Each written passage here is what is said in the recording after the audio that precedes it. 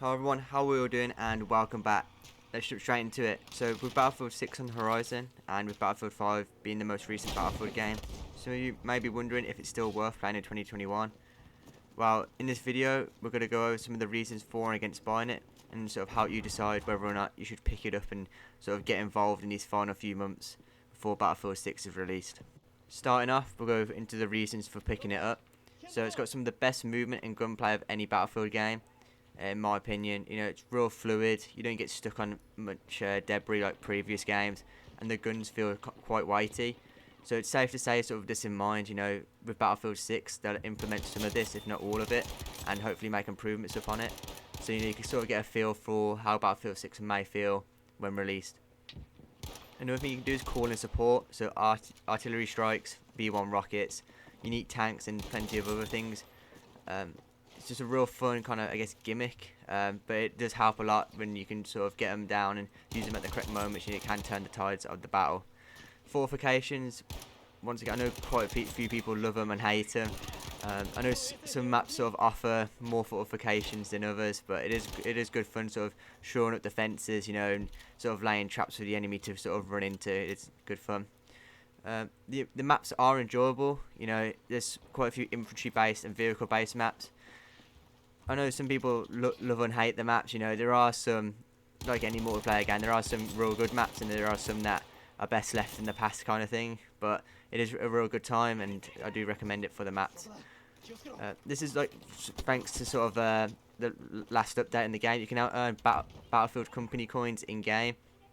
So this is sort of the, monetization side of the game, where you can sort of pay real money, but now you can earn it in-game from the weekly rewards, so you can buy skins and weapon skins and such. So it's a lot better than it was when the game first released, where you can only sort of get them from paying money. So that's a real great addition now. And the soundtrack as well, it's got a real good soundtrack, and it's just great to listen to when you're playing either multiplayer or the campaign. Before sort of rounding out the video with reasons why you may not like to pick up Battlefield 5, we'll sort of talk about some mixed opinions I have on the game. So the balance, it is a lot better than where it has been in the past, especially with the two sort of TTK changes around Christmas time. I know a lot of people got put off by that, and rightfully so. It's a bit sort of annoying getting messed around with so much, and for it to get reverted afterwards, which is good, but it shouldn't have happened in the first place. It is in a lot better state than it was. Like I mentioned, there are some guns that are like 2-hit kills and never been changed, especially like the semi-autos, the ZH in particular. I can figure the Type 2A as well, the submachine gun. It's one of the only sort of 1200 RPM weapons in the game. It can get a bit annoying when there's quite a few squads running it, but it is what it is. And the ground-air balance isn't the best. Sometimes, bombers can run away with the game and control a match, especially on breakthrough and whatnot, with the anti-air being quite easy to target and being quite weak in some instances. It can sort of throw the game off, but there are sort of ways around it if you can get a good squad together to sort of counter it. So that's just kind of my thought on the mixed areas. So rounding out the video with reasons that you may not like to pick this game up. On PC, there is quite a hacker problem.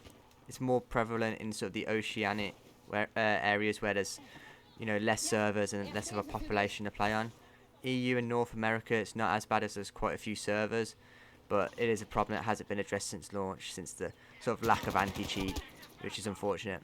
An issue that also hasn't been addressed since launch is the zero team balancing.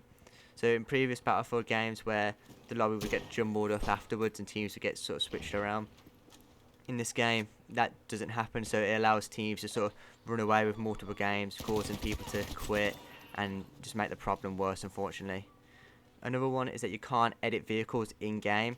So when you unlock sort of perks and want to change to sort of like what you run on your vehicles, whether it be like sort of different shell types or anything like that on the tank, you can't unfortunately change, which previous Battlefield games you could. So instead you have to back out the lobby, change it there, and then join another game. So it's a bit annoying, but it is what it is.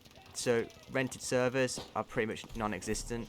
There's community games, which is a kind of a plus, but it's not the same as previous games, Battlefield 3 and 4, where you had complete control over how your server was run, and sort of how to sort of mitigate the hacker problem where people could get banned from servers. So once again, it's a bit of a problem, you know, something that I wish they I hope they had for Battlefield 6 really. And finally, annoying challenges. So being able to sort of unlock camos, whether it be like the gold, it's more so the gold camo. Just an example, so 10 headshots in 1 life whilst on the objective with a sniper rifle. It's challenges like that just make the game unfun to play. There are workarounds where you can sort of go into the combat game, which is like sort of the AI player versus AI game mode, and sort of do challenges there. But when there's an objective involved, you have to play it in multiplayer, and it just gets annoying after a while. And to be honest, the gold camo isn't really worth it, as there's sort of no sort of overall camo if you're not gold for all weapons. Now, is Battlefield 5 still worth playing in 2021? Yes, it's definitely worth your time, especially with being on sale so frequently. You know, you can get it quite cheap, and it's also free in the PlayStation Store, and it's available on the Game Pass as well. So there's plenty of opportunities to try it out. I mean, it is one of the more divisive games of the franchise, but people I have been seeing lately that they are glad that they've picked it up and gave it a try when they were previously on the fence about it. So, you know, if you're still unsure, you know, I do recommend giving it a go. With the reasons mentioned above, you know, it is definitely worth your time, and the cost you can get it at, you know, it really is worth that kind of money. So I hope this video helped you out. If it did, make sure to like, comment and subscribe. Leave any feedback about the video, what you'd like to see changed and whatnot. It always helps me out. And yeah guys, I'll catch you in the next one. Have a good one.